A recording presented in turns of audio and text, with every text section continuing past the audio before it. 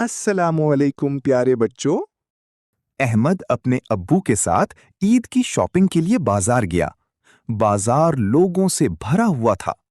अहमद की नजर दुकान में पड़े हुए जूतों पर गई और उसे रेड कलर के शूज पसंद आ गए। उसने कहा, अब्बू मुझे यही चाहिए। तभी उसको दुकान के बाहर एक लड़का दिखा जो जूतों को देख रहा था, जैसे उसको भी चाहिए, लेकिन पैसे नहीं थे। अहमद उसके पास गया, उससे बात की तो उस लड़के ने अपने पाँव की तरफ इशारा किया और बोला, मेरे पास ईद के लिए जूते नहीं हैं। अहमद ने उन जूतों की तरफ देखा जो उसे बहुत पसंद आए थे।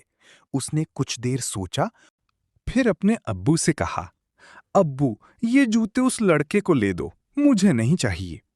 ये सुनकर अब्बू की आंखों में आंसू आ गए। अब्बू उस लड़के के पास गए और उसे शॉप के अंदर लाए। उसको दुकान में लाकर उसे उसकी पसंद के जूते दिलाए और अहमद ने वो जूते उस लड़के को दिए। वो लड़का न्यू शूज देखकर बहुत खुश हुआ और अहमद का दिल से शुक्रिया अदा किया और उसको दिल में बहुत सारी दुआएं दी।